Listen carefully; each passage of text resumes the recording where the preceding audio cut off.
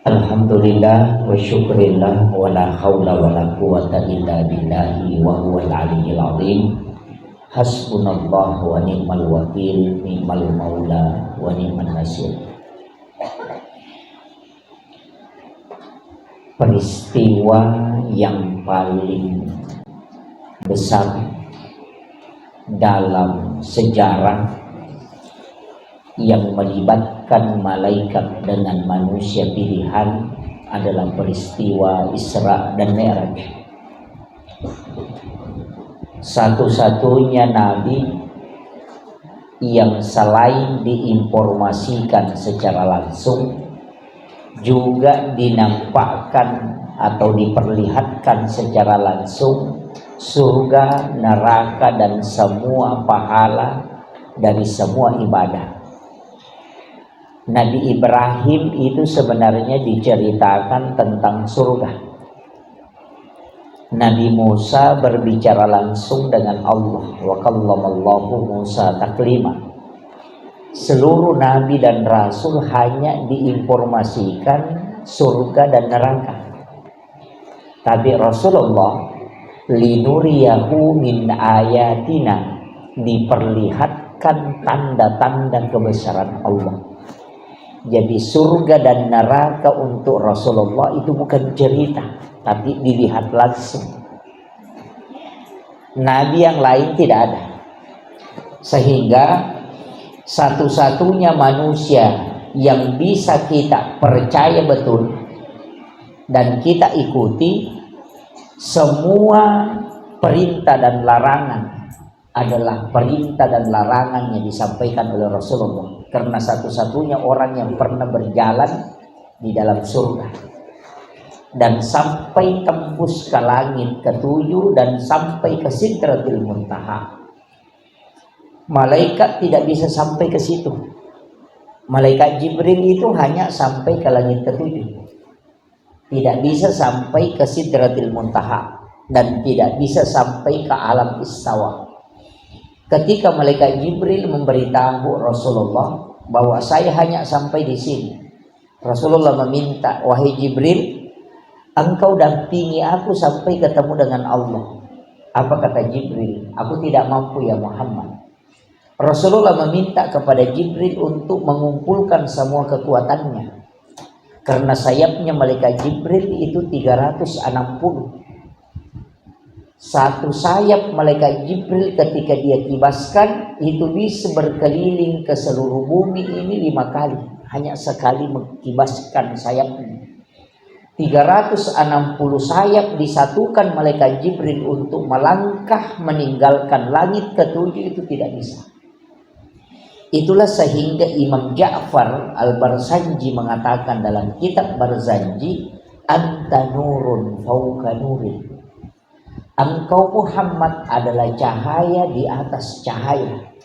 Artinya malaikat Jibril adalah cahaya, tapi dia tidak bisa mengalahkan cahayamu, karena engkau bisa tembus sampai ke Sidratil Muntaha. Itulah makna anta nurun fauqa nurin. Tapi peristiwa ini sebenarnya kalau sering kita dengarkan penceramah, selalu yang kita bicarakan dalam peristiwa Isra Mi'raj yang paling banyak adalah sholat. Karena seakan-akan kita memahami bahwa Isra Mi'raj itu intinya adalah sholat. Padahal sebenarnya bukan. Seandainya inti Isra Mi'raj adalah sholat, berarti belum ada sholat sebelum Isra Mi'raj.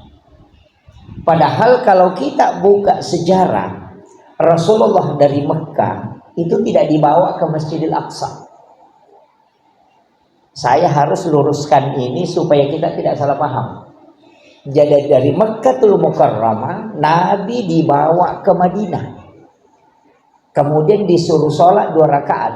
Rasulullah melaksanakan sholat 2 rakaat atas perintah Jibril. Setelah selesai sholat, baru Rasulullah bertanya, wahai Jibril, tempat apa ini? Jibril mengatakan, ini adalah Madinah, kelak engkau akan berhijrah ke sini. Kemudian Rasulullah diantar lagi oleh malaikat Jibril. itu dibawa ke Gunung Sinai, Bukit Tursina. Kemudian Rasulullah disuruh sholat, dan Nabi sholat 2 rakaat. Selesai sholat baru Nabi bertanya, tempat apa ini Jibril? Jibril mengatakan, disinilah Nabi Musa menerima wahyu, dan disinilah Nabi Musa berbicara langsung dengan Allah. Wa kallamallahu Musa taklima.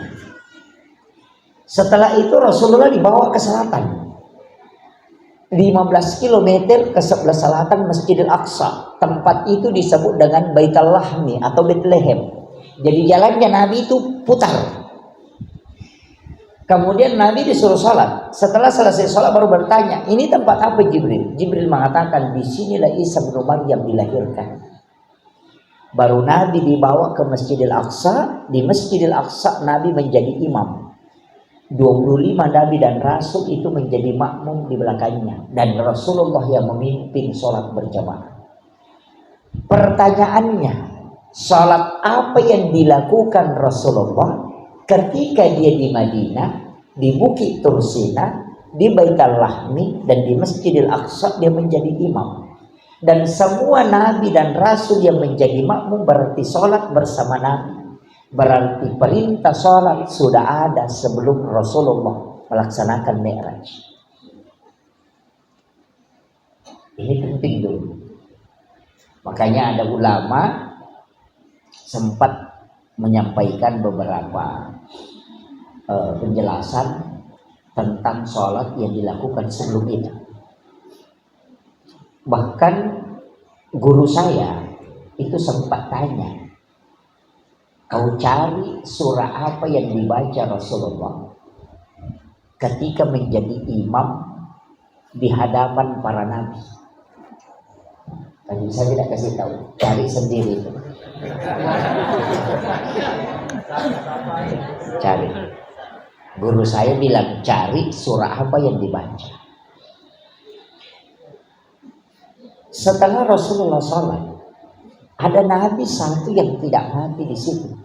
Bahkan ada yang mengatakan 2. Yang pertama adalah Nabi Isa. Dia kan tidak wafat.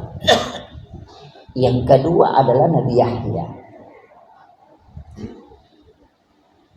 Nabi Isa itu kan tidak wafat, hanya diangkat. Dan nanti di langit Rasulullah ketemu dengan Nabi Isa. Pertama ketemu dengan Nabi Adam di langit pertama. Jadi setiap tingkatan langit itu ada Nabi. Rasulullah ketemu dengan Nabi Adam. Kenapa Rasul ketemu Nabi Adam? Begini Pak, Nabi Adam itu dari surga turun ke bumi, sedangkan Rasulullah dari bumi naik ke surga. Kan begitu. Jadi terbalik. Sebenarnya Rasulullah diberitahu secara hakikat. Rasulullah diberitahu, jangan sampai nanti kau di surga sudah menikmati surga, kau lupa kembali ke bumi. Itu pesan Pak. Jangan sampai orang yang dulu miskin itu jadi kaya, dia lupa temannya pada saat dia miskin. Ini pesan. Kadang ketika masyarakat biasa masih bergaul dengan kita, oh saya disuruh campur bahasa Bugis ini, saya campur bahasa Bugis. Oh iya. Jadi Rasulullah sebenarnya itu diberi pesan. Ini secara hikmah ya, bukan secara teks. Jadi maka dia Nabi tak ipasang menrekamakum mitai suruga, kau nikmati di situ melupai bikin rokopoli. Jadi orang ini kalau berjalan dalam hidup jangan lupa dari mana kau berasal. Aja melupai apa lemon. Kadang-kala kalau belum menjadi pejabat kasih kumpul sama kita. Kalau sudah menjadi pejabat dia lupa kembali. Tapi memang begitu Pak. Biasanya. Iya. Kemudian tidak semua nabi. Kan ini yang menanda toh. Tidak semua Rasulullah nabi itu ketemu dengan Rasul. Nabi ketemu dengan Nabi Adam sekaligus belajar dengan tanaman. Karena profesor di bidang tanaman, ahli tumbuh-tumbuhan Nabi Adam. Makanya setelah Nabi pulang dari Isra Mi'raj baru dia bilang, kurma itu walaupun tidak dikawinkan akan tetap berbuah. Itu sudah belajar sama profesor ahli. Ketemu Nabi Isa juga. Nabi Isa itu ahli kesehatan Pak. Dokter yang paling ahli itu Nabi Isa, karena bisa menghidupkan orang mati. Ini dokter tak bisa mematikan orang hidup. Iya. Itu keahliannya, ahli anatomi. Makanya dalam dunia Islam itu kesehatan, pola hidup kehidupannya Nabi itu pola hidup sehat betul. Kalau Nabi tidak puasa, dia makan sebelum maghrib. Karena sebenarnya dalam dunia kedokteran 6 jam sebelum tidur makan. Jadi usahakan tidak kurang dari 6 jam sebelum tidur itu kita makan. Iya, ini madari marica mau pilih mata telur sama tindrong. Kan biasa begitu. Karena makanan yang keras itu 6 jam baru habis diproses oleh lambung. Ketika kita tidur, lambung istirahat, makanan itu tidak tercerna. Sehingga ketika kita bangun di tengah malam, lambung bekerja kembali, itulah kadang orang sakit dadanya. Dan itulah menyebabkan penyakit gula. Sebenarnya agama itu sudah mengatur betul. Kan begitu. Kita disunnahkan makan buah sebelum makan. Kita orang Bugis, mandre ki jolo, napa mandre buah? Kan begitu. Kan kebalikannya. Jadi kadang-kala kan makan lagi diogi Pak bisa supang. Selalunya kalau cuci tangan itu sebelum. Kan begitu. Nah, cuma kadang-kala kita itu hidupnya ya begitulah. Disuruh puasa, saumut tasihu, puasa supaya medisi. Kita puasa bukan puasa Pak, cuma balas dendam. Tidak makan memang kalau siang, makan 3 piring kalau malam. Itu balas dendam itu Pak, bukan puasa. Jadi pola hidup sehat itu ala Rasul itu luar biasa. Kenapa kita disuruh makan menggunakan jari? Kenapa kita disuruh sholat? Nanti ada hikmahnya semua. Tapi saya tidak mau bicarakan dulu itu. Saya mau kasih tahu dulu ini perjalanan. Jadi Rasulullah sebenarnya begini. Sebelum peristiwa Isra kan ada 2. Ada Isra, ada Mi'raj. Kalau Isra itu perjalanan malam. Dikawal oleh malaikat Jibril. Pakai kendaraan dengan borak. Yang orang Belanda itu kasih simbol borak, kepalanya perempuan, tubuhnya kuda. Itu sebenarnya penghinaan ke Rasulullah. Yang punya gambar itu di rumahnya tolong dibuka. Itu penghinaan ke Nabi. Kenapa wajahnya kuda itu adalah perempuan cantik, kemudian badannya adalah kuda? Itu sebenarnya penghinaan bahwa Rasulullah itu adalah orang yang cinta wanita dan tenaganya seperti kuda. Itu orang Belanda yang bikin, saya lupa namanya. Makanya itu sebenarnya penghinaan ke Rasulullah. Padahal borak tidak seperti itu. Jadi didampingi. Tapi makia, ia kotomelo mak bicara ilmu pengetahuan. Ternyata Rasulullah melewati dalam sains itu, kalau kita buka bukunya Insinyur Agus Mustafa, dia bisa menjelaskan bahwa ketika materi dipertemukan materi, inti materi kemudian menjadi satu seberkas cahaya. Ternyata itu bisa melewati 0,05 detik. Bisa sekarang Pak, kalau Bapak mau ke Tanah Suci, ke Mekah, itu dengan 3 detik bisa sampai di sana. Caranya bagaimana Pak Ustaz? Video call. Ya, video call. Kita bisa berada di Mekah dalam 3 detik. Bahkan 2/1 second detik itu bisa kita sampai ke Mekah. Dengan jarak penerbangan sekian jam. Kenapa bisa kita ke sana dengan video call? Video call itu Pak bagaimana caranya? Prosesnya bagaimana? Tidak ada kabel, hanya layar. Kita calling dengan nomor, terkoneksi dengan cahaya, kemudian kita bisa melihat orang berada di tempat itu hanya di dalam layar. Padahal tidak ada kabel. Ini ilmu pengetahuan. Coba. Ulama dulu pakai itu. Video call itu ada sebelum zaman sekarang. Siapa? Umar. Abu Bakar. Sementara khutbah di atas mimbar hari Jumat, matangangi maka tok bahali Pak Umar, dia teriak, ya Syarial Jabal, lari ke gunung. Coba, matangangi maka tok Jumat. Sementara khutbah Jumat, dia mengatakan, Ya Syarial Jabal, ya Syarial Jabal. Lari ke gunung, lari ke gunung. Sahabat yang mendengarkan khutbahnya ini kaget. Manang keje isulo kilari loko bulu enoko milala masih monro. Kenapa khutbah itu di tengah-tengah khutbah itu dia teriak, ya Syarial Jabal, ya Syarial Jabal. Lari ke gunung, lari ke gunung. Setelah selesai khutbah tidak ada yang tegur Umar. Tidak ada. Nanti selesai sholat asar, pasukan yang diutus untuk berperang itu tiba, kemudian mengucapkan terima kasih. Terima kasih engkau menyelamatkan kami. Seandainya kami tidak kau suruh lari ke gunung, kami semua sudah mati. Padahal jarak dari masjid ke tempat peperangan itu lembah itu adalah kurang lebih 200 km. Pertanyaannya, suara apa yang dipakai Umar dan telinga apa yang dipakai sahabat sehingga dia bisa dengarkan dengan jarak tanpa menggunakan alat handphone, bisa didengar dengan jarak 200 km. Itu sudah ada. Inilah yang dipakai para wali, komunikasi jarak jauh, yang disebut dengan ruhul idhafi. Saya tarik sedikit ke alam hakikat supaya kita tidak bingung. Dan kita pernah alami cuma tidak tahu. Pasti angka kampung biasa ton ritama, biasa kita maka dasar mana di biasa kak itu ke kampung. Atau biasa kita mengatakan, kayaknya saya pernah bermimpi sampai ke sini. Itu bukan mimpi, Pak. Itu ruh idhafi yang pernah berjalan.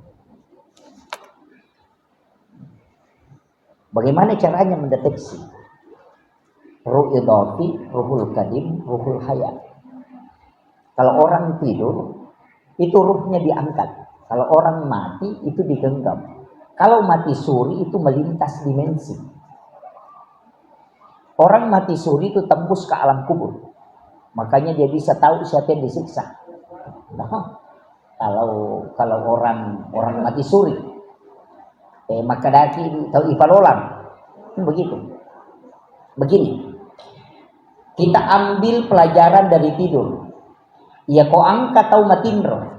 Natakok katulu-tulu. Bermimpi dalam tidurnya.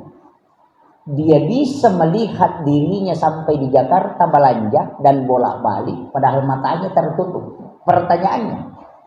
Mata apa dia pakai melihat pada saat bermimpi. Padahal matanya tertutup. Coba. Iya ko matindro itawe nakatulu-tulu.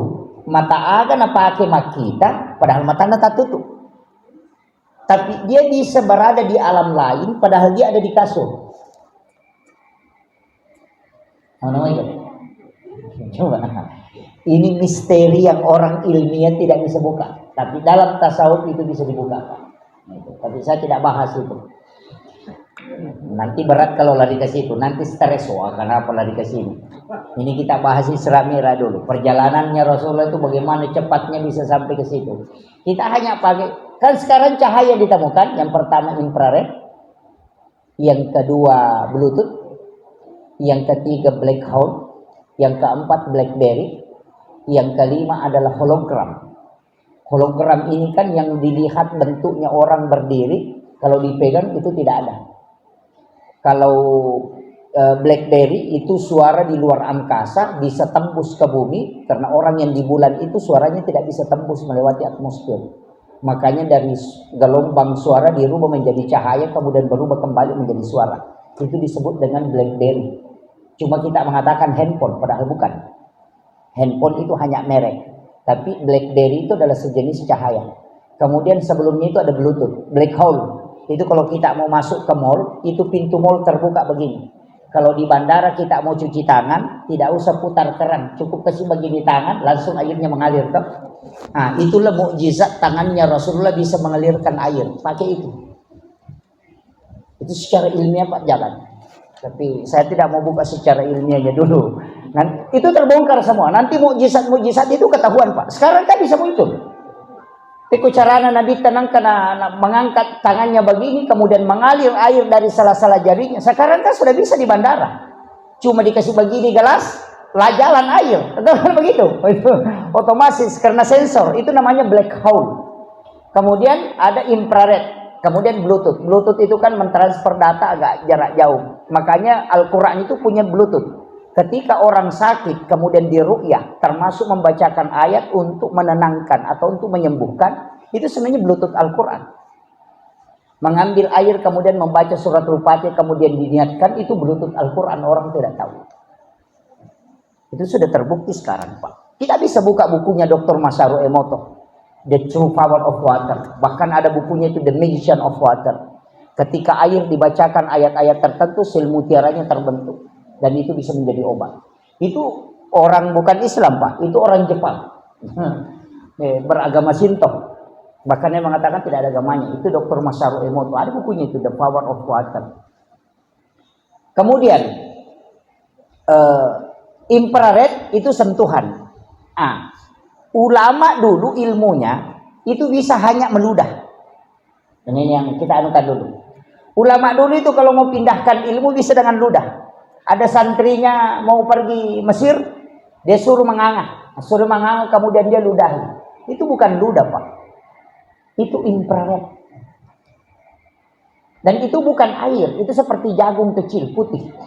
Saya pernah lihat langsung. Maka bisa ke Ustaz? Bisa. Hanya disentuh dadanya ilmu bisa pindah. Bila mustahil, Pak, itu tidak mustahil. WiFi saja bisa mentransfer Al-Quran 30 juz hanya menggunakan WiFi. Teknologi kan sekarang sudah mengungkap agama. Cuma dia ini dipakai, Pak.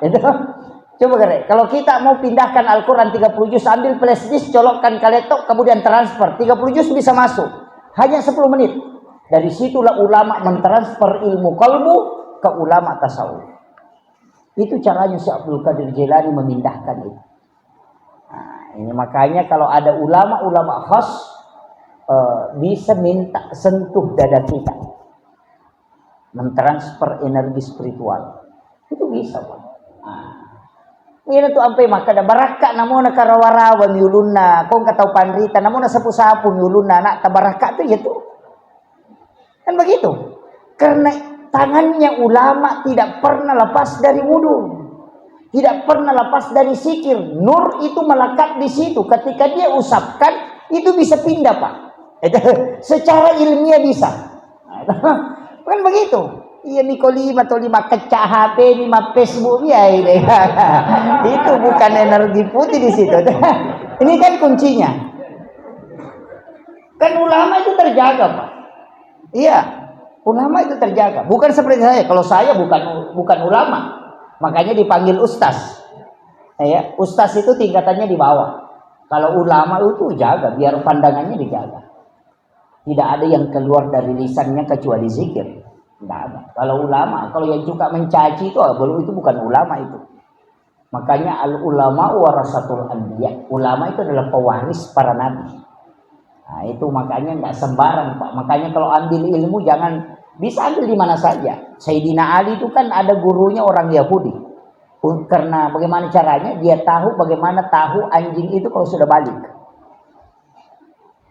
Jadi dia tanya sama sahabat, "Nanti ku cara niris tengah sui ku balik." Dia gak miseng. Ai dia misengnya aku balik itu sih ku cara tanrewa anjing yang balik. Maka dan kau kurpa piara su mega su naloban untane kor.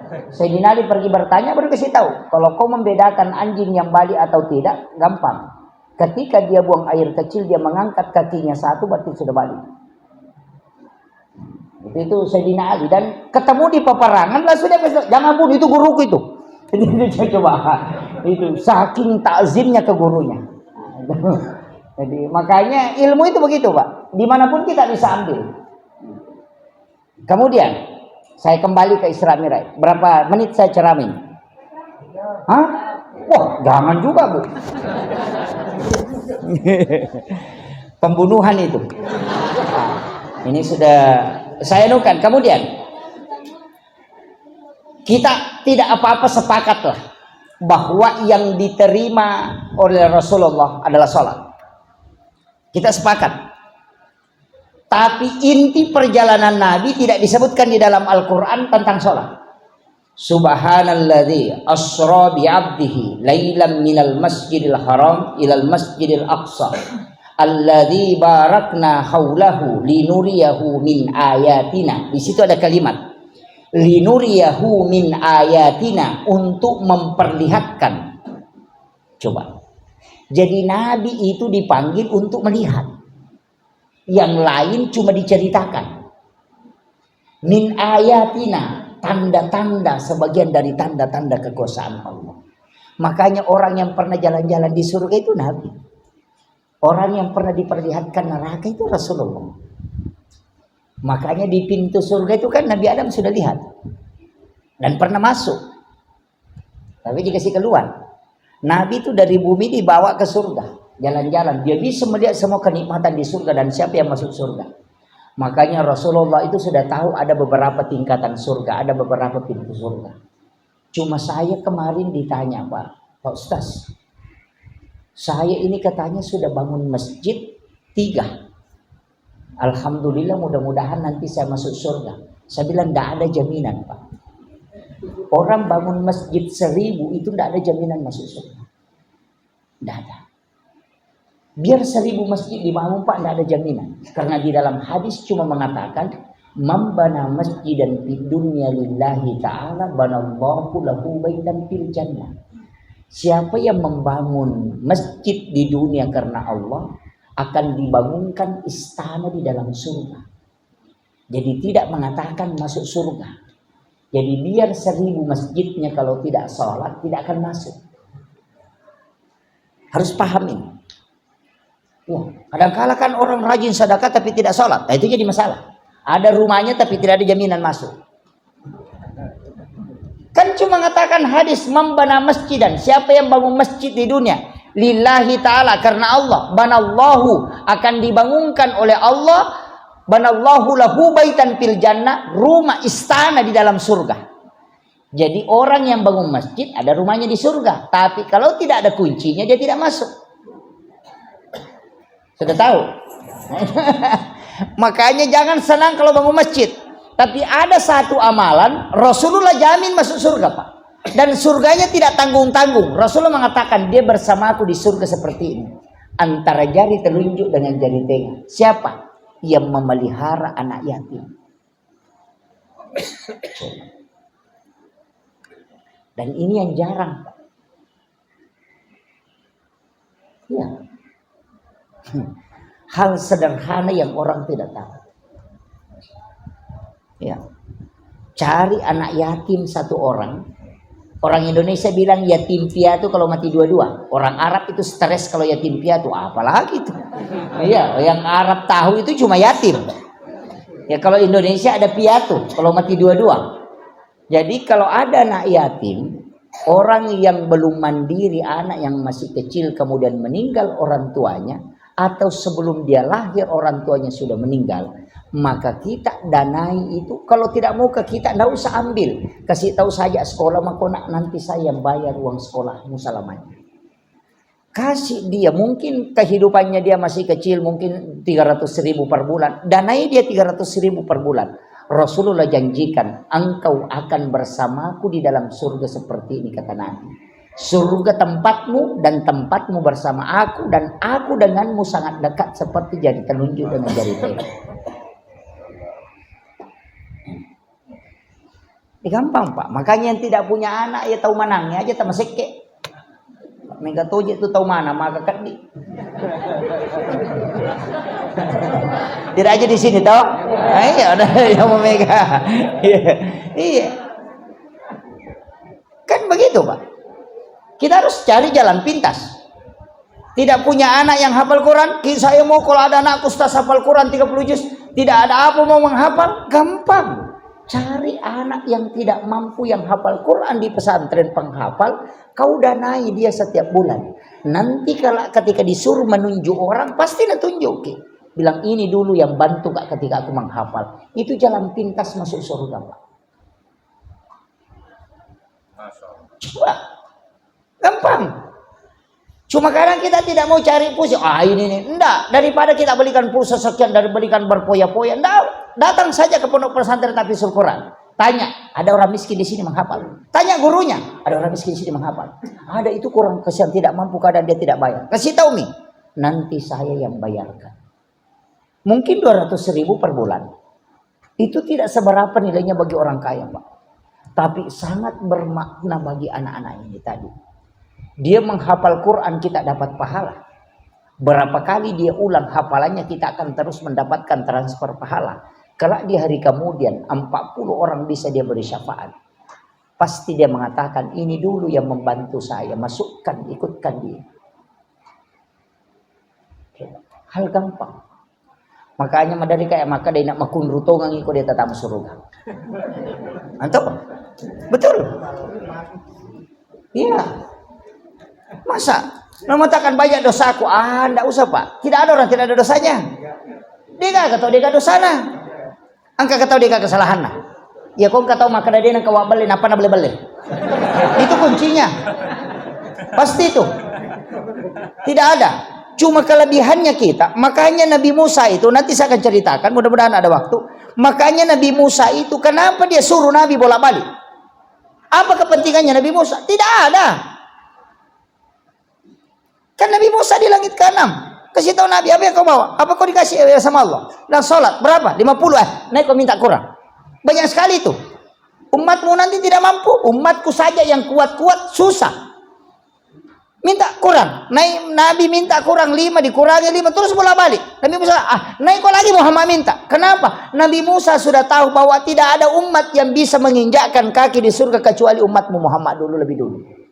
Nabi Musa sudah tahu. Cuma kadang kita ceramah masuk neraka sedikit di blender dia buat. Kenapa ini? Orang sudah masuk masjid langsung dijamin masuk neraka. Hanya gara-gara pakai tasbih. Ini kan banyak sekarang. Iya. Kan jadi masalah pak. Padahal Rasulullah itu berusaha mengambil orang yang jauh dari masjid untuk bawa dia ke masjid dengan janji pahala surga. Masjid itu kalau kau sudah masuk, Allah sudah bukakan pintu rahmat. Makanya kau minta Allahumma aftah li abwaaba rahmatika. Kalau kau keluar Allahumma inni as'aluka min fadlik. Ya kan minta rezeki yang lebih. Masa kenapa pakai abwaaba? Padahal kita cuma lewat satu pintu. Karena banyak pintu di dalam masjid. Ada pintu pengampunan, ada pintu rahmat, ada pintu rezeki, ada maghfirah di situ. Minta memang. Kan begitu. Kenapa kita di masjid? Kenapa bukan di rumah? Satu-satunya tempat yang tidak ada patung dan gambar-gambar cuma di masjid. Kalau rumah kita belum tentu dijamin. Kan begitu. Ini penting Pak Bu. Makanya saya juga sering protes panitia masjid yang sering ambil kalender yang ada gambar artisnya. Ada usaha. Ini juga. Biasa kan ada gambar artis naik motor. Wah, enggak usah ambil lah. Yang mestinya juga kita bikin kalender kayak Malaysia. Kalendernya Malaysia itu pakai kalender Islam. Semua puasa sunnahnya dia lingkari warna hijau biru. Tanggal merah tetap merah, untuk puasa sunnah dia lingkari warna biru. Nah, ini karena misalnya puasa Asyura, di sini puasa 9 Zulhijjah. Jadi dia tandai. Kemudian di situ bukan gambar, tapi yang di atas itu dia tulis jumlah harta yang wajib dizakati. Jadi orang punya kalender bisa tahu, oh kalau emas sekian gram dizakati. Kalau ini harta begini caranya hitung zakat.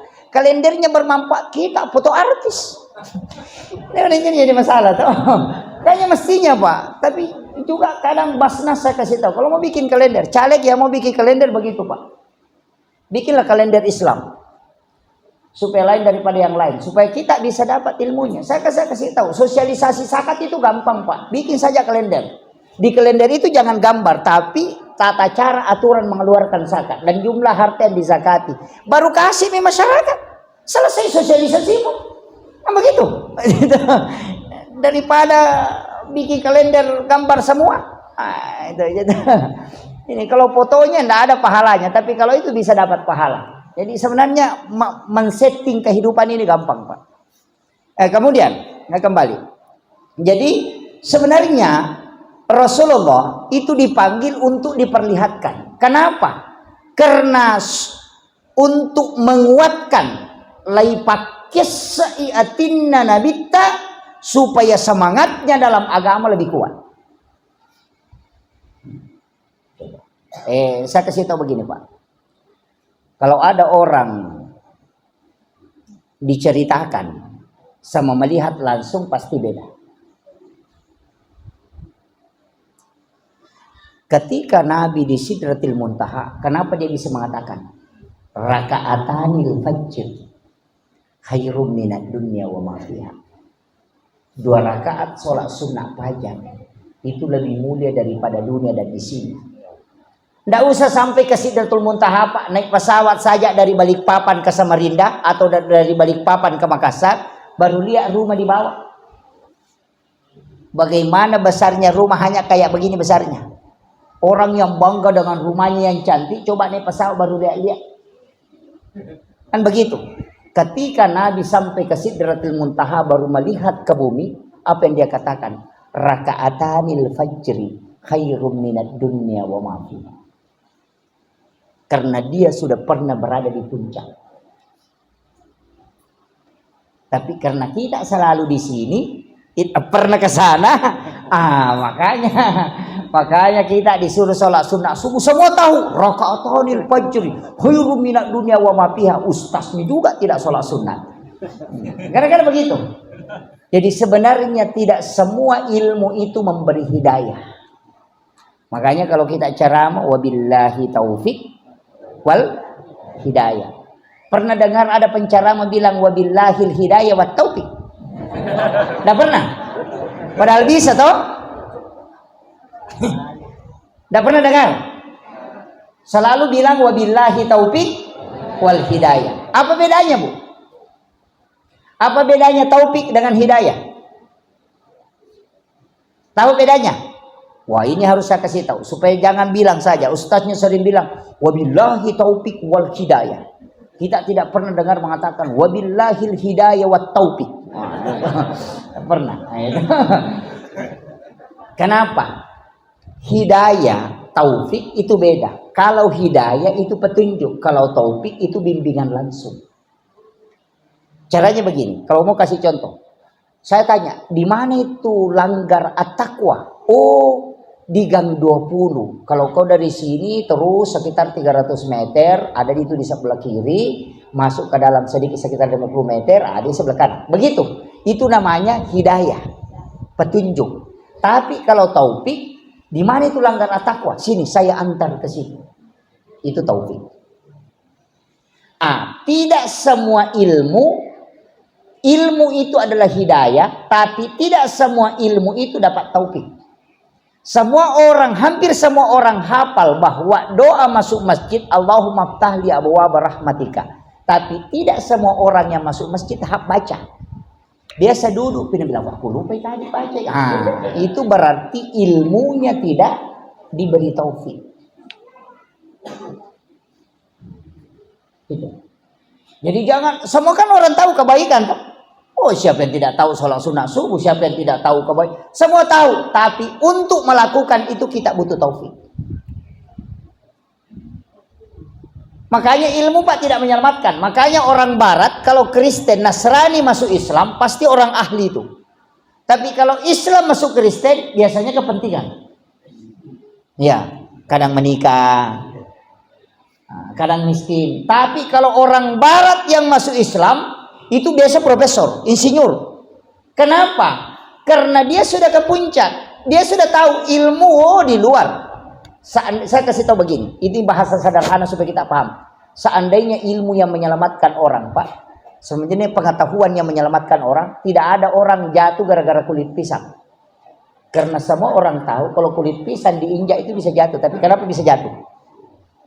Karena itu di luar dari kemampuan kita. Tidak ada orang yang bisa terhindar dari bala. Yang bisa dia lakukan adalah berdoa supaya dihindarkan dari bala. Iya. Kene maka dapat disangana teh pasalama. Dia enggak tahu nabuang modilo karena ini sate kok kali puja ita pasol lagi. Kan begitu. Tapi kenapa bisa jatuh? Itu di luar kemampuan. Jadi ada kontrol di luar manusia. Makanya kenapa kita mengatakan la haula wala quwata illa billah. Yaitu ampai kotome joka, yaitu baca bismillahi tawakkaltu. Nasaba asanna puang Allah Ta'ala, ya ku makre. Nasaba asammu pun milauka baraka alindrungal lansu pulukuiko tawakkaltu usarah kangi aleku sepenuh kulokoribi. La haula wala quwata illa billah. Degaga elo ulle kodena pulukuiko. Begitu. Karena orang yang mau kena musibah kecelakaan itu Pak, bagaimanapun hebatnya pasti lalai. Ya, madari silap popi matuk lah, mana kalau tuh kau kue. Begitu. Biasa kan begitu. Jadi kadang-kadang, astaga, kenapa saya bisa begini? Padahal tadi sudah kuliah, kenapa nah? Itu kan begitu, karena di luar kemampuan kita. Makanya serahkan sepenuhnya, biarkan dia yang mengontrol. Nah, itulah namanya berserah diri. Cuma kalau dalam tasawuf beda. Bismillahi tawakkaltu 'alallahi la. Itu huruf la kan begini. Begini, ada alifnya. Jadi huruf lam kayak orang duduk itu. Ada alif.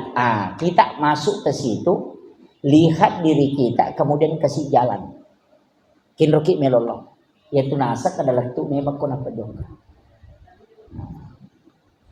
Kita melihat diri kita sampai, kemudian tarik.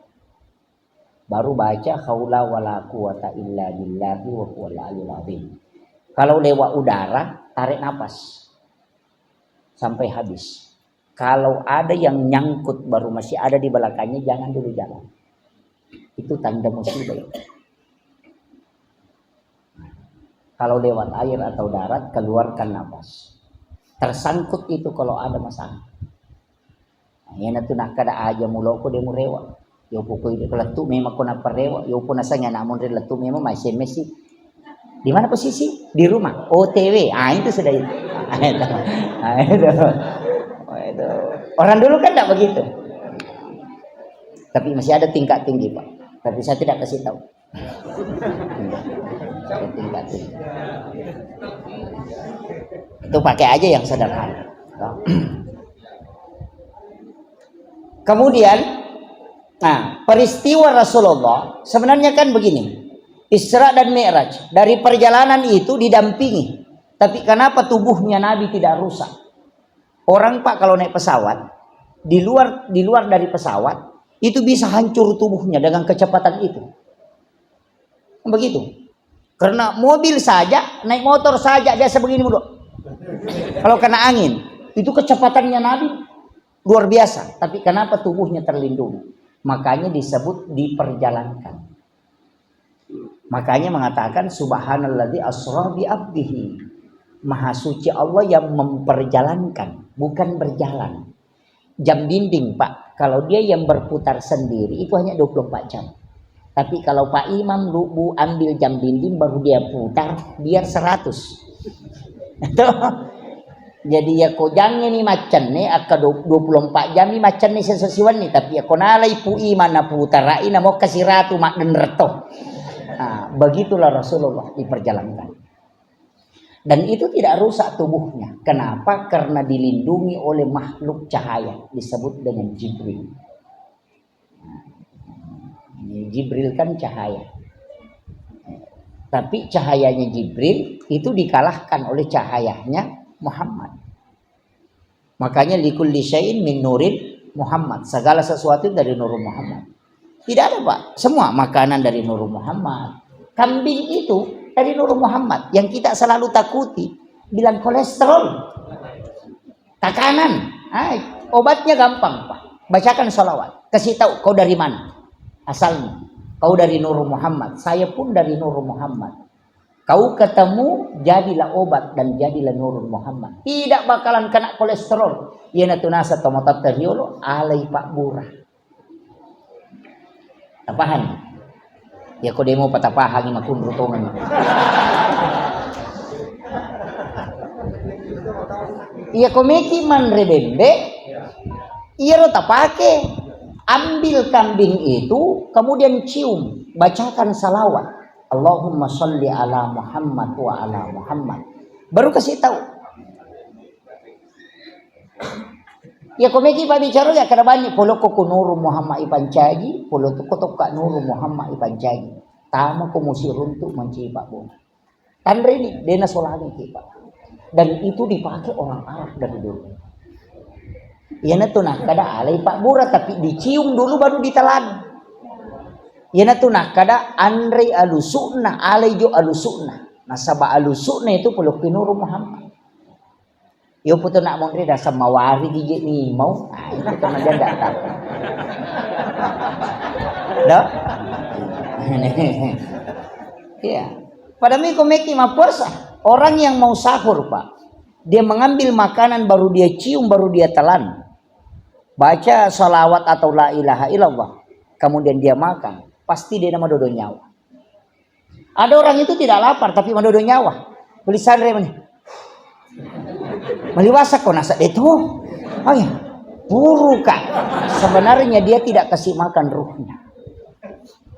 Dari situlah kenapa inna a'taina dibaca kemudian tarik nafas, kemudian telan. Itu bisa bertahan 1 hari tidak makan tidak apa.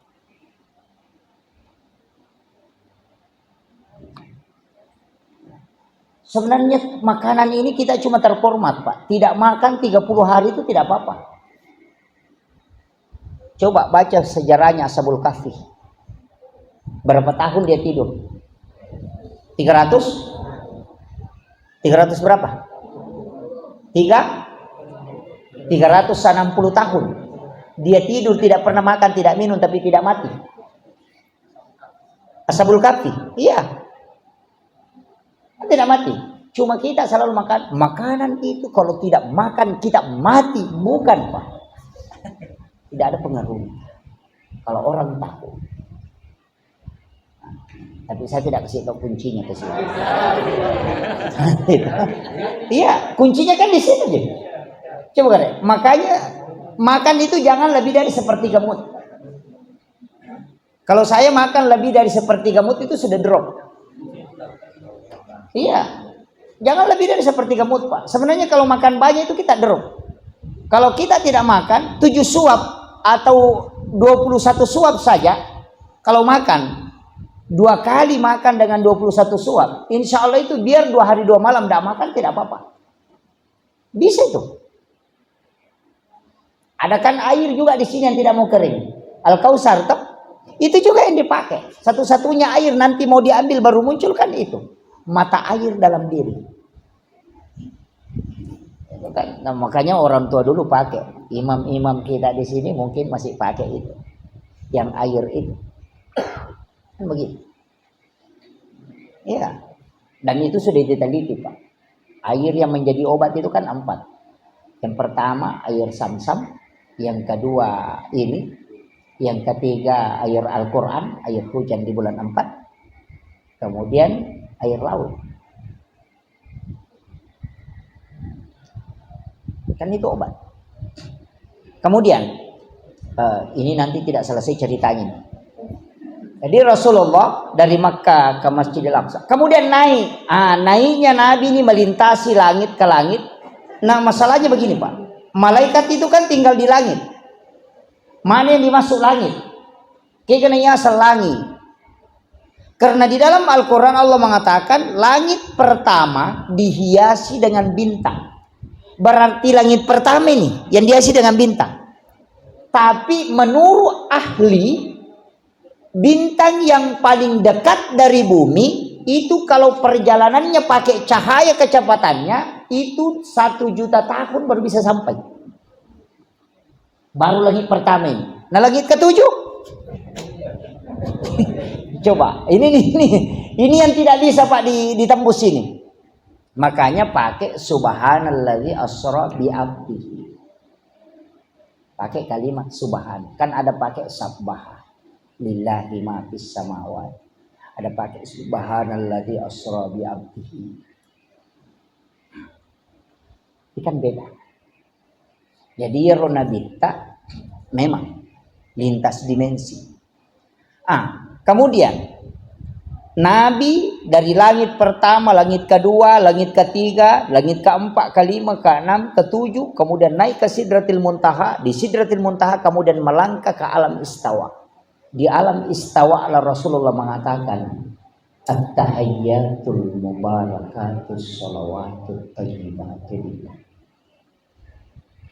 Kemudian Allah mengatakan, Assalamu alayka ayyuhan nabi wa rahmatullahi wa barakatuh. Kemudian Rasulullah mengatakan, Assalamu alayna wa ala ibadillahi sholihin. Tahiyat itu adalah dialog Rasulullah dengan Allah. Makanya tidak boleh disambung-sambung. Ada yang baca itu tahiyatul barakatuh salawatu kan begitu.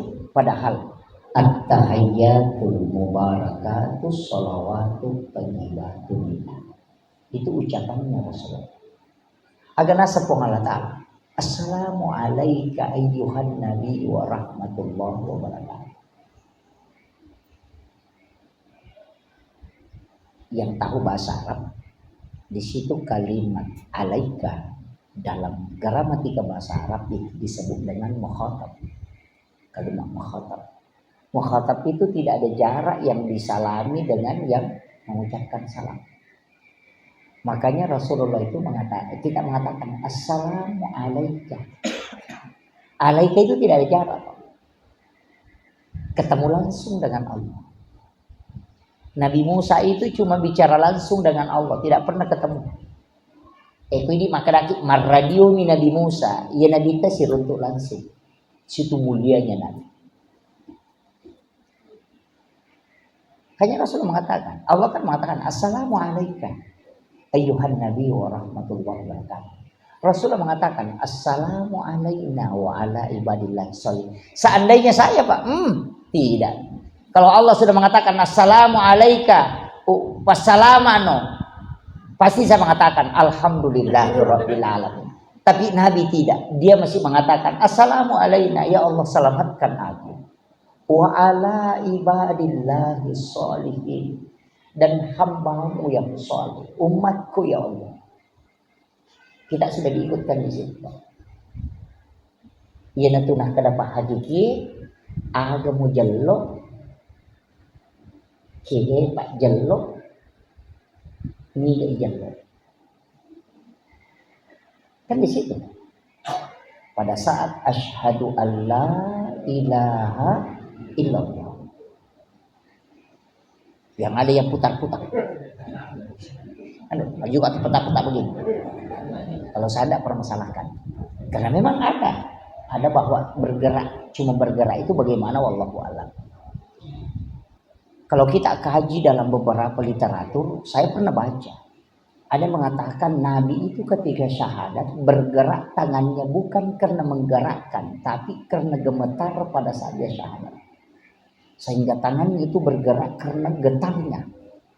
Ada yang mengatakan menulis lafaz Allah. Ada yang mengatakan ketika menyebut nama Allah itu bergetar. Karena wa idza dzukirallahu wajilat qulubuhum. Ketika disebut nama Allah maka bergetar. Nah, itu tanda orang beriman, Pak. Makanya jangan bilang saya sudah beriman. Oh, tunggu dulu, Bos. Kalau saya Islam, cocok. Tapi kalau saya beriman, oh, enggak bisa. Jangan katakan saya beriman. Kenapa? Tanda orang yang beriman, wa idza dzukirallahu wajilat qulubuhum. Ketika disebut nama Allah, wajilat, bergetar. Saya kasih contoh ya, bahasa sederhananya. Orang kalau pacaran, Pak, kong kana dara malak dan napuji. Misalnya asanna nikah, rahmatiyah. Tanya. Kenapa maka dete rahmatiyah? Rahmatiyah. Kenapa? Karena dia cinta. Pasti ada muncul di sini. Kong kana dara malak dari puji atau kekalolo malak dan napuji napi tapusana Ahmad. Ahmad.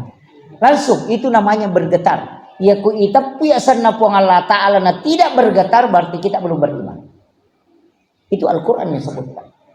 Nah, makanya kau makadai Pak Bang ya Allahu Akbar. Nah dia berubah ku berarti hanya Islam belum beriman. Susahnya itu iman Pak, karena Allah yang pegang. Makanya tapi standar iman ada rendah, ada tinggi-tinggi sedikit, ada tinggi sekali. Orang itu sebenarnya tidak ada batas kesabarannya. Yang ada batasnya itu iman. Semakin rendah iman, batas kesabarannya semakin rendah. Ya kung kataw makanan moji itu sakbara yang kamu tahu batasnya tanya sakbara terbatas tepat begitu. Iya. Jadi bukan sabar yang terbatas. Yang di batas kesabaran itu dia mengikut ke iman. Kalau imannya kuat, batas kesabarannya kuat. Makanya Rasulullah itu di pokoknya makomani batina tema Rasulullah, tapi Nabi tetap bersama. Kenapa? Karena imannya kuat. Yang kita mau cari sebenarnya adalah iman yang memiliki standar. Jadi ini standar tepat. Jadi iman yang memberi pengaruh pada Nabi Yusuf. Makanya Nabi ketemu dengan Nabi Yusuf.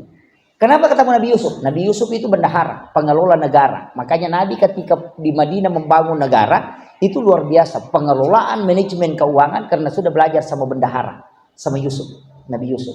Dan Nabi Yusuf itu hebat, Pak. Kenapa? Yang pertama umurnya ada yang mengatakan 19, ada yang mengatakan 21. 21 tahun diajak berzina oleh wanita paling cantik, bangsawan, di tempat sunyi, tidak ada orang yang menyaksikan, dan diancam ditahan kalau dia tidak berzina. Tapi Nabi Yusuf tidak. Angka gakalolo kira-kira kok kampung. Anak darah cantik ajak berzina, berdua-duaan saja, dia kagak tahu-tahu orangnya cantik. Nah cantiknya itu Mesir, Pak. Oh, bukan standar Indonesia. Kalau standar Mesir itu luar biasa. Makanya orang Mesir itu ke 10 joka anak darah, 20 mah cantik. Karena biar bayangannya cantik juga. Iya, itu cantiknya orang Mesir. Ya ke Indonesia, Pak. Oh, enggak. 100 lewat, semuanya tidak ada cantik. Kalau orang Mesir bilang begitu. Iya. Jadi makanya itu Mesir, Pak. Dan Nabi Yusuf itu tidak terpengaruh. Padahal dia anak muda. Coba. Bahkan diancam dan tahu pasti, maka dia kalau saya tidak melakukan, saya akan ditahan dan dipenjara, dan pasti kan dipenjara. Tapi dia tidak. Itu imannya Nabi Yusuf. Itu yang mau diikuti, Pak. Coba. Makanya Rasul disuruh ketemu dengan Nabi Yusuf. Ada juga Nabi Yahya. Nabi Yahya itu kenapa ketemu dengan Nabi Yahya? Nabi Idris. Itu Nabi Idris, Pak. Nabi yang sangat mudah. Mudahnya itu ketika dia disuruh menikah sama bapaknya menikah. Tapi pas pengantin baru apa yang dia bilang? Wala zikrullahu akbar. Masih lebih enak kalau saya berzikir daripada berhubungan. Coba. Itulah yang mau ditarik dalam sholat. Nikmatnya takbir, nikmatnya ruku, itu yang mau diambil. Ya, tapi itu kan Nabi tahu. Kalau kita Allahu Akbar, ting ting ting ting, wah lemas ya Roni kata. Itu begitu, terganggu juga. Itu, itulah sholat kita. Jadi masalah, biar orang bersih ditahu, wah asing, ya ini orang berasingan juga tahu katanya. Ini beralih di sholat ini. Ini. Ya, itulah sholat kita. Makanya sholat kita sebenarnya itu tidak usahlah terlalu ini. Pasti makanya kita diminta berjamaah lah. Kalau sholat sendiri kan pertanggungjawabannya berat. Kalau dapat 3 ya 3 saja dihitung. Tapi kalau berjamaah kan masih kelompok. Sama dengan senter, Pak. Kalau ada senter 10 baterainya dengan 1. Kalau baterai mati kalau 1, Pak, tidak menyala nih senternya. Tapi kalau 10 nah ada baterai mati, simpan di tengah masih menyala itu. Nah begitu. Jadi kong kapak berjamaah gimpe acili ke bawahnya ke tangan, insyaallah ikut gitu. Dapat bagian. Kan begitu. Itu maknanya as-sholatul jama'atu afdalu min salatil fasih. Kenapa? Nabi mengatakan selipan saja, pokoknya kasih rapat. Nanti kau ikut semua di situ. Karena malaikat yang doakan. Sama je tadi baterai mati. Nah kalau sendiri je baterai mati cedih. Pertama dia nak tu apa komadodo ti sentre. Yo pokok 10 inang ke baterai mati cili ke bawah ya. Tu mau kan begitu. Sebenarnya begitu kuncinya. Analoginya sederhana, Pak. Makanya kita disuruh. Kenapa disuruh di depan? Karena di depan itu yang pertama diperiksa. Yang di belakang itu belakangan. Makanya kalau orang antri di bank selalu mau ambil nomor yang paling depan supaya tidak lama menunggu. Cuma makanya Nabi mengatakan seandainya kau tahu keutamaan saf yang di depan, kau akan mau diundi supaya maju ke depan. Sama aja kalau antri di bank. Kalau kita mau cari uang, nah nomor 100, nah baru nomor 3 dipanggil, masih lama ini. Kalau ada yang kasih ini nomor 2 kau ambil, langsung lompat. Kenapa? Makanya orang seandainya dia tahu saf yang paling depan itu luar biasa. Cuma kadang-kala Pak, ada orang ditarik sajadahnya maju, orangnya tidak mau maju. Pada sapi melo igiri matupu mako, padahal tidak disuruh jadi imam, disuruh saja maju. Itu susahnya. Padahal belana lagi pule bolana. Jalan kaki dari rumahnya 100 meter. Tinggal 2 langkah ke depan tidak maju. Kenapa? Karena itu hidayah. Beda Pak. Kecuali didorong jadi imam ya boleh lah. Masalah untuk bahkan ada yang lebih parah, sudah maju dia orang mundur lagi. Mana kata kan itu. Ini nih penting. Makanya tapi ingat, saf yang paling bagus untuk laki-laki di depan, dan yang di depan yang paling bagus adalah ashabul yamin, yang sebelah kanannya imam. Karena itu yang pertama diperiksa. Tapi jangan juga pakai standar itu Pak, nanti kosong di sini. Maka bagi pekok ya kalanya Ustaz, itu imamnya lo sunnah. Begitu. Makanya padila itu tidak bisa kita sejajarkan dengan hukum. Makanya bicara agama itu ada kajian Islam, ada kajian iman, ada kajian ihsan. Ada kajian mustahabnya, ada kajian fikihnya. Kalau dicampur-campur bisa jadi rancu Pak. Bisa jadi rancu. Banyak masalah itu kalau dikaji secara ini tidak bisa. Makanya saya bilang ada standar mustahab. Sama dengan kalau kita pakai yang terbaik bagaimana? Sehingga di warung makan, selesai makan baru bayar. Itu standar halal. Tapi kalau standar tasawuf enggak, bayar dulu baru makan. Kenapa? Apa bedanya kau ambil mangganya orang, nanti kau sudah ambil baru kau minta? Kan sama kalau kau singgah di warung makan dulu baru bayar. Kan begitu. Kita kan nanti tusuk gigi berapa Mas? Di KFC itu Pak, bayar dulu baru makan. Yahudi punya sistem Islami sempurna, kita yang orang Islam acak-acakan. Coba. Ini standar kecil Pak ini. Sama dengan ke WC masjid. Kadang kalau kita naik mobil kemudian buang air kecil sehingga di WC masjid. Kalau dalam tasawuf itu pantangan. Kalau dalam fikih tidak apa-apa, sehingga buang air kecil di WC masjid, berwudu dulu baru pergi. Karena kalau hanya sehingga buang air kecil makruh. Tapi kalau berwudu itu sunnah. Makanya lakukan sunnahnya supaya makruhnya hilang. Itu Syafi'i. Itu kan standar hukum saja toh. Makanya saya bilang standar hukum begitu, hal-hal sederhana. Cuma kadang-kala kan kita tidak hiraukan itu. Sama dengan makanan. Kita ambil apa? Mulai dari standar yang paling selamat, yang penting halal. Kan begitu.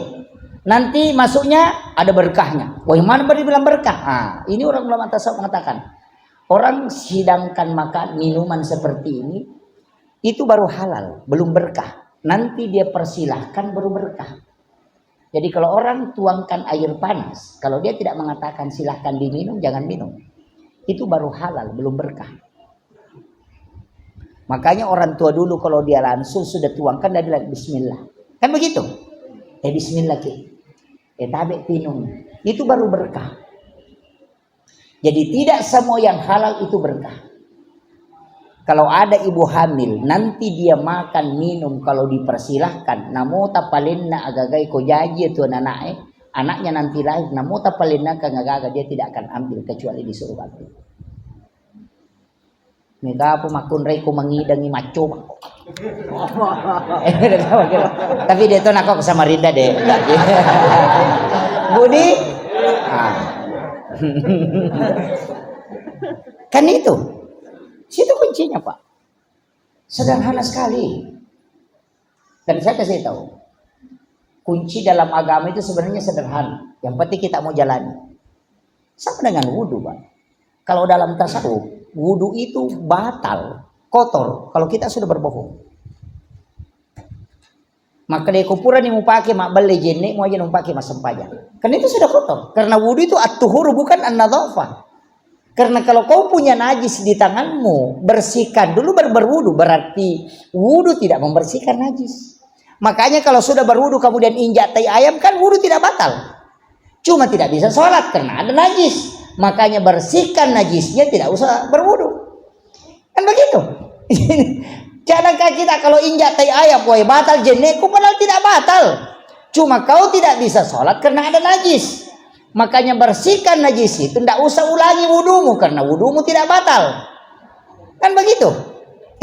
Coba. Jadi wudu itu tidak menghilangkan, tidak membersihkan. Karena kalau ada najis di tangan, bersihkan dulu najismu baru berwudu. Kan begitu. Berarti wudu membersihkan secara hakiki. Ini tuh nak ada guruta, ya kupure mau pakai mak beli jenik mau jumpa pakai masam pajak. Mencari penting. Makanya kebersihan itu kan ada 4. Yang pertama an-nadhafah, yang kedua at-tuhuru, yang ketiga tazkiyah, yang keempat as-zakah. Ini yang penting ini. Kalau mau sholat Pak, bersihkan 4-4-nya ini. Yang pertama an-nadhafah, kotoran. Periksa dulu baju. Oh, ada najisnya? Oh, tidak ada. Bersih lahiriah. Bersih hakikinya baju. Rasulullah mengatakan, siapa yang membeli baju 10 dirham, 1 dirham uang haram dan 9 dirham uang halal, kemudian baju itu dia pakai sholat, maka sholatnya tidak diterima oleh Allah. Itu bahaya. Makanya baju yang diberikan caleg hati-hati.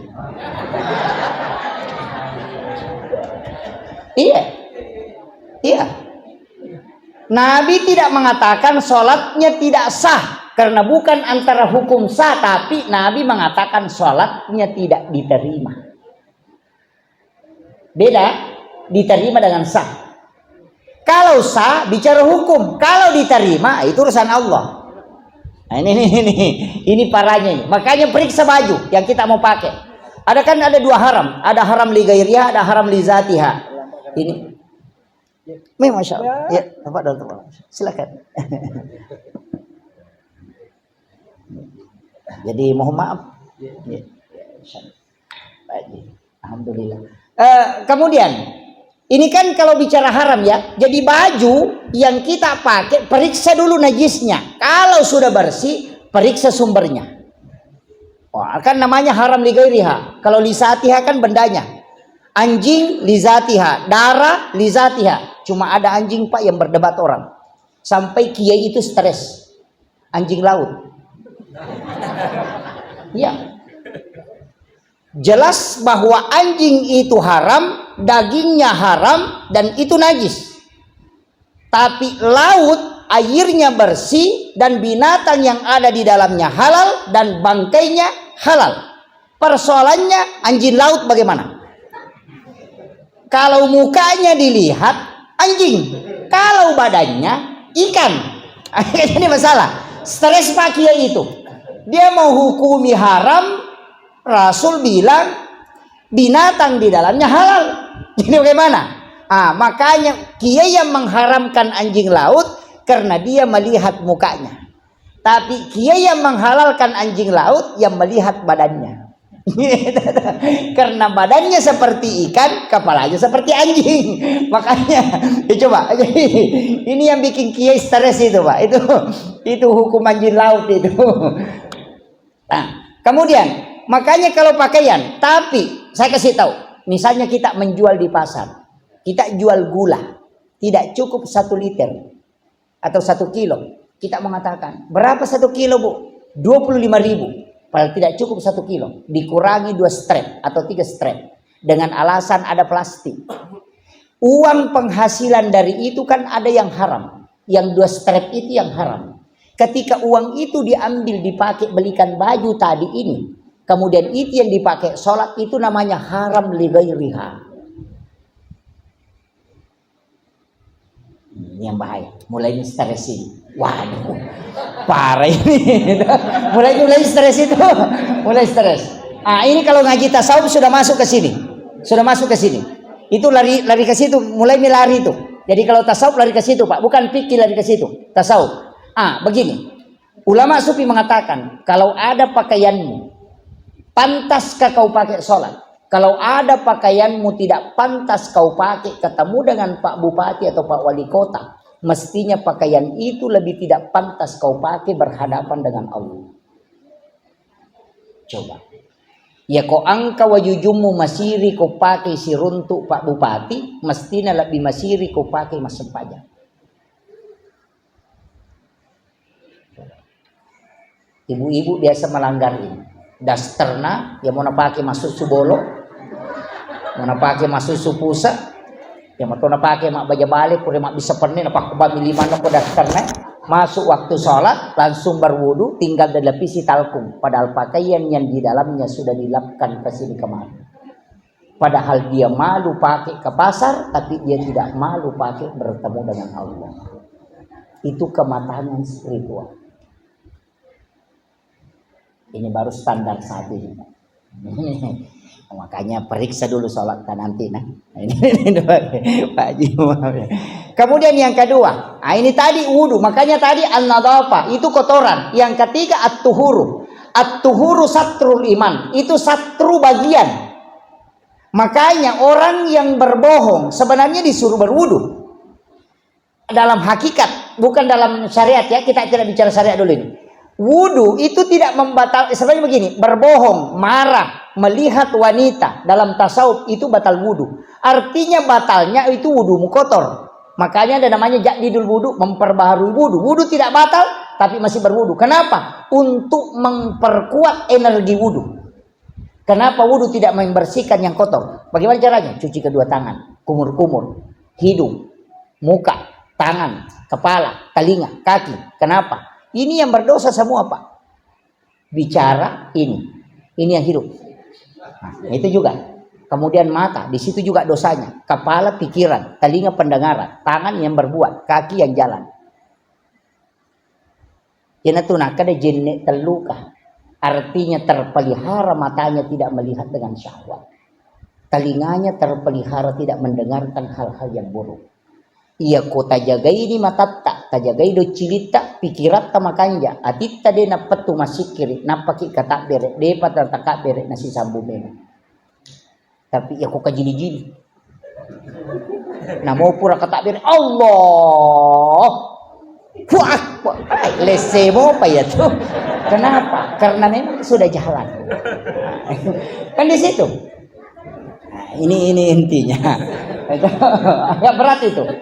Jadi makanya ada waktu-waktu itu kita harus latihan sholat. Kapan? 1/2 malam. Latihan.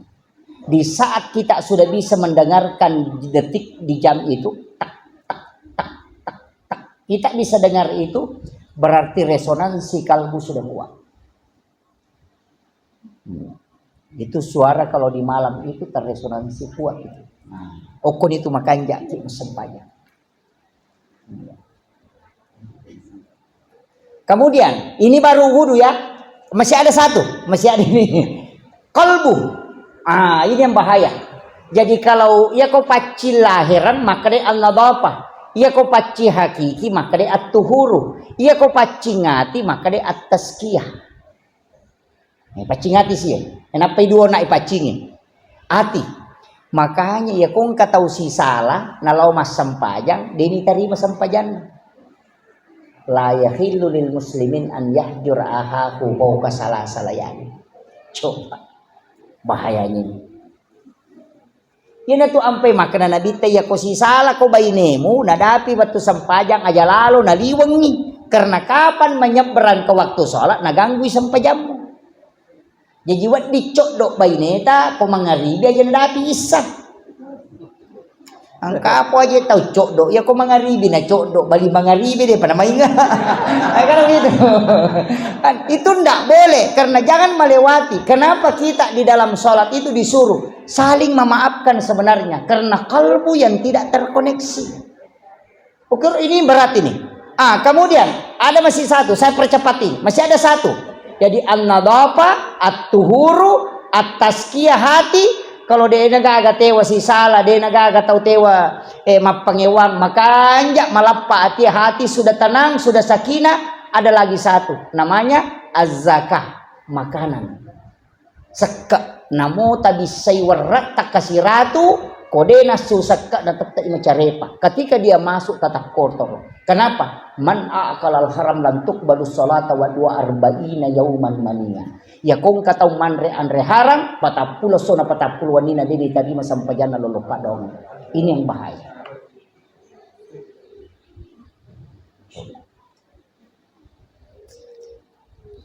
Ini agak berat. Kalau sudah kita selamat yang 4 ini, asam pajan. Insya Allah. Matuju itu, Pak. Kenapa ulama, lo mak baca doang, mak buku Andre. Saya punya guru itu kalau pergi baca doa, dia bawa nasi. Bawa rantal lo mak baca doang. Angka gay mangoko sama Rinda lo mak baca doa bawa rantal. Enggak ada. Iya, nama kena Andre no lirangi. Saya pernah kasih tahu, pakai mana ke bawa ki Andre, nama Sandra Koro. Saya takut nak kalau dia tidak keluarkan zakat hartanya kemudian dia makan. Coba. 40 hari di dalam perut baru habis. Nah itu mengganggu sholat. 1 hari kita makan di situ mengganggu ibadah 40 hari. Bayangkan. Ini yang susah. Maret gini. Bangun lagi. Sudah bilang. Begini. Untungnya Pak Bu, kita tidak lari ke standar tasawuf kalau sholat. Kita selalu lari ke standar hukum. Tapi untuk orang tuaku yang hadir di tempat ini lari ke standar tasawuf dulu. Jadi tingkatkan ibadah kita, jangan selalu dihukum terus. Lari ke hakikat sedikit. Supaya kita, seandainya Allah menerima sholat kita Pak, seperti pakelar mobil. Bahasa kira untuk pakelar oto. Asang, jauh di bana.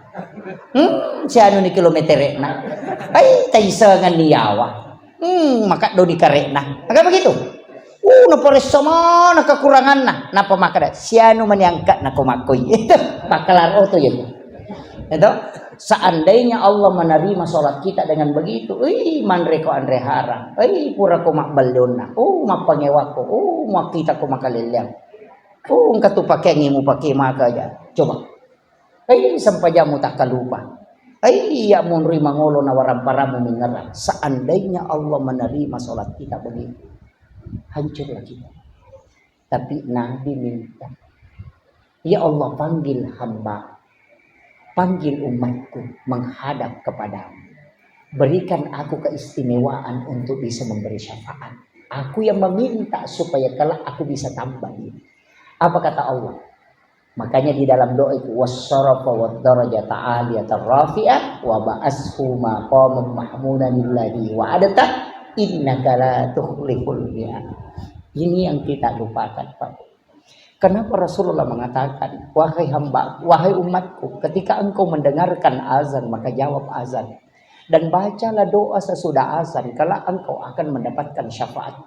Karena di dalam kalimat, wassarafa wad-darajata 'aliyatan rafi'ah wa ba'ashu maqaman mahmudan lillahi wa adata. Itu Nabi minta, aku diberikan keistimewaan khusus untuk bisa memberi syafaat. Nanti di hadapan Allah aku yang akan memintakan di hadapan Allah supaya sempurna apa yang telah kau lakukan. Makanya kenapa kita disuruh diam kalau ada orang mengumandangkan azan. Jawab azan dan membaca doa. Karena di situ ada kalimat wassarafa wad-darajata 'aliyatan rafi'ah. Satu-satunya nabi yang diberi kesempatan berdoa tapi dia tidak meminta. Nabi Isa diberi kesempatan berdoa, dia meminta di dunia. Nabi Adam diberikan kesempatan, dia meminta. Nabi Musa diberi kesempatan, dia meminta. Rasulullah mengatakan, tidak ya Allah, aku sisakan untuk umatku kelak di hari kemudian. Coba. Berbolak-balik malaikat menyuruh Muhammad minta. Ketika dilempar di Taif, dia tidak meminta. Ketika menjelang wafatnya merasakan sakratul maut, apa kata Nabi? Ya Allah, kumpulkan semua sakitnya sakrat untukku, jangan kau sisakan untuk umatku. Allah mengatakan tidak, aku hanya merubahnya menjadi pengampunan Muhammad untuk umatku. Itulah Rasulullah. Dan ini penting Pak. Makanya setiap kita selesai sholat, sebenarnya ada zikir-zikir sesudah sholat itu penting. Tapi kadang kita tidak amalkan. Assalamualaikum, assalamualaikum, langsung lompat keluar. Kalau lo tahu kamu kita nak lupa tamu. Quran mak biasa lagi manggil lupa nama masuk. Mangolo saliwa memang di sandalan. Kenapa begitu? Iya. Tinggallah baca astagfirullahaladzim, astagfirullahaladzim, astagfirullahaladzim. Kenapa 3 kali? Karena dosanya orang sholat itu ada 3. Dosa lafaz yang tidak benar ketika dia baca lafaz. dosa ingatan kepada Allah, dia menghadap kepada Allah padahal dia ingat rezeki hartanya, urusannya, kemudian dosa gerakan yang tidak sempurna. Maka kita istighfar 3 kali karena 3 kesalahan dalam sholat yang kita lakukan. La ilaha illallah wahdahu la syarika lah lahul mulku wa lahul hamdu yuhyi wa yumiitu ala kulli syai'in qadir. Kenapa lah kalau maghrib dengan subuh 10 kali? Karena Rasulullah mengatakan siapa yang membaca di waktu pagi 10 kali dan petang 10 kali, walaupun sebesar buih di lautan dosanya Allah akan mengampuni. Kemudian Allahumma ajirna minan nar kalau jama', Allahumma ajirni kalau sendiri. Allahumma ajirni minan nar, Allahumma ajirni minan nar, Allahumma ajirni minan nar. Kenapa dibaca? Rasulullah ketika dari Isra Mi'raj berjalan-jalan di neraka melihat semua siksaan. Pas keluar di pintu neraka dia balik tanya neraka, adakah doa yang bisa dibaca umatku sehingga tidak masuk ke sini? Neraka memberitahu, suruh Muhammad umatmu membaca Allahumma ajirni minan nar salasa marrat, maka aku yang akan menutup pintuku sehingga dia tidak masuk. Itulah sehingga dimasukkan sesudah sholat bacaan itu supaya pintu neraka itu tertutup rapat. Cuma kadang kita tidak baca. Kan itu intinya, Pak. Makanya sebenarnya zikir yang disimpan Imam Nawawi ad-Dimashqi yang menjadi silabus zikir al-azkar Imam Nawawi itu bukan zikir sembarang. Itu besar pengaruhnya masuk ke dalam sholat. Besar pengaruhnya. Sama orang yang bikin laporan, Pak. Tidak ada masuk dalam laporan, tapi itu pelengkap. Kenapa kalau bikin kue ulang tahun itu dibikinkan banyak sekali embel-embelnya. Padahal yang pokok cuma 23 tahun itu. Tapi kenapa dikasih embel-embel? Supaya dia mulus diterima. Begitu juga sebenarnya sholat.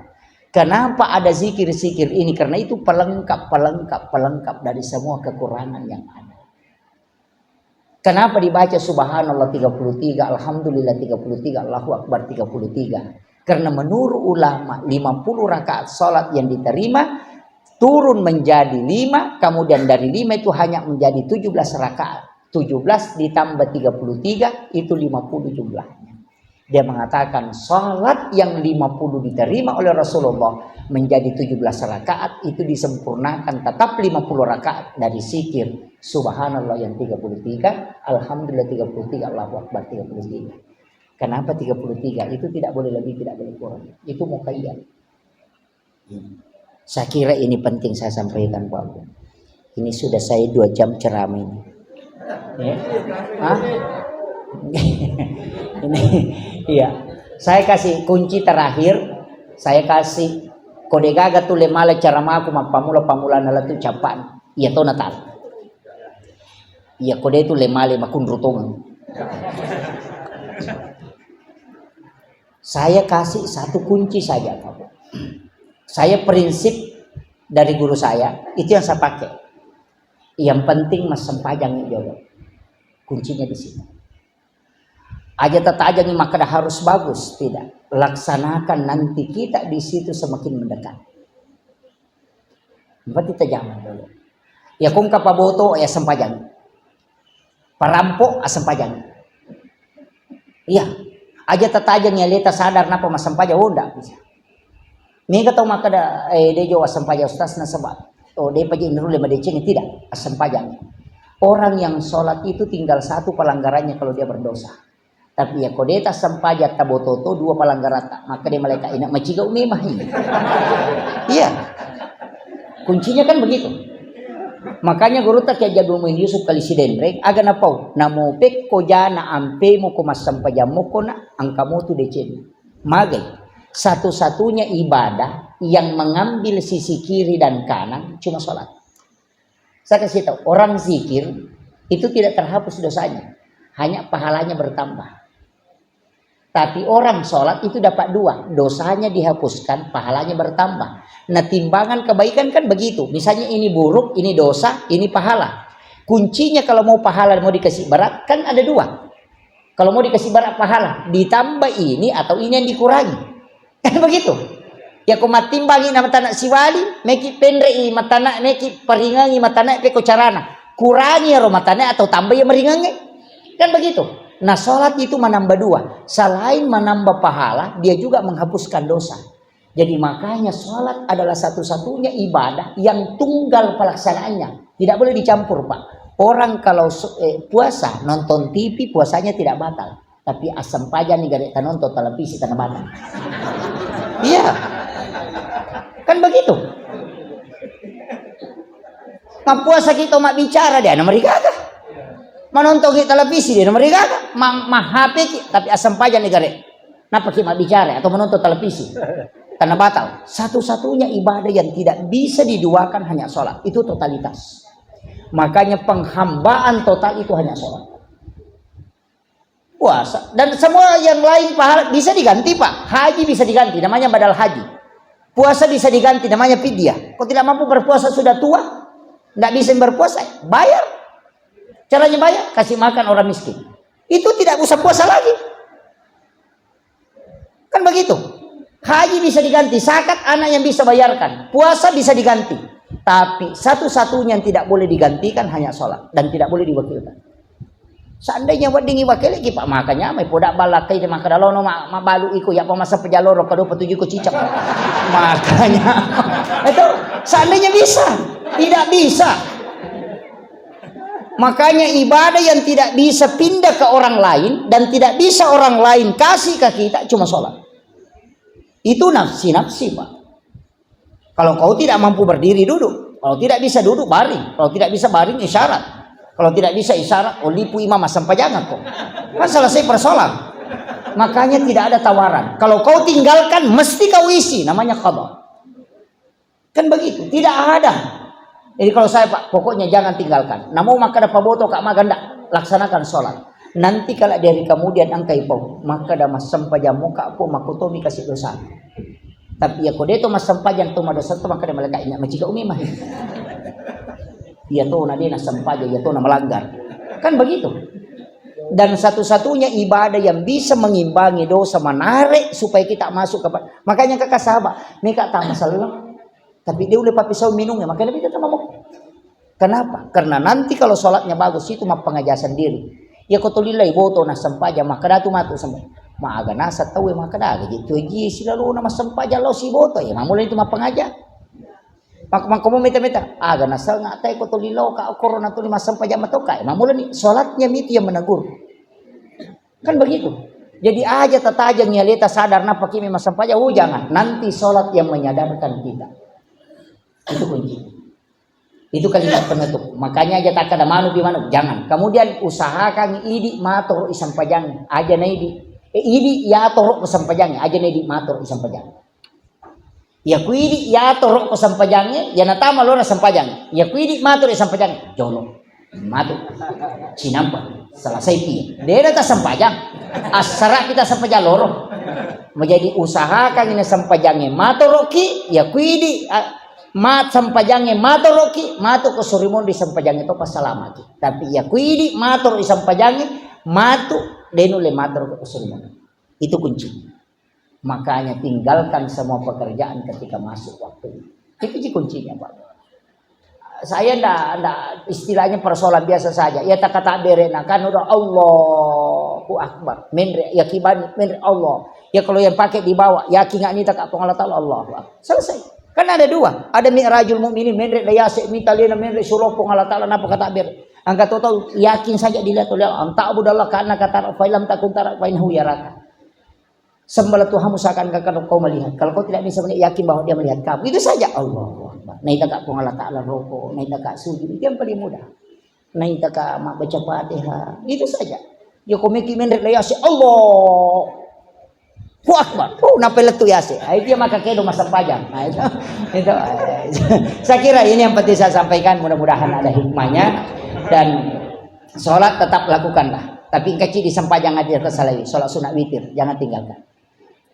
Sholat sunat satu-satunya sholat sunat yang selalu saya mengatakan jangan tinggalkan. Karena satu-satunya sholat sunat dijamin waliullah hanya sholat witir. Kalau sholat tahajud enggak. Itu hanya mengangkat derajat dan dimudahkan. Tapi kalau witir memang kekasih Allah. Dan satu-satunya orang yang tidak bisa diganggu oleh syaitan ketika dia tidur adalah hanya orang yang berwitir sebelum tidur. Ya nang kata witir apa matin runan nipi pasti mimpinya isyarat, bukan gangguan syaitan. Dan di situ ulama bisa tahu bahwa ini adalah isyarat. Akhirul kalam wallahul muwaffiq ila aqwamit thoriq. nasrun minallahi wa fathun qarib wa basyiril mu'minin. Assalamualaikum warahmatullahi wabarakatuh.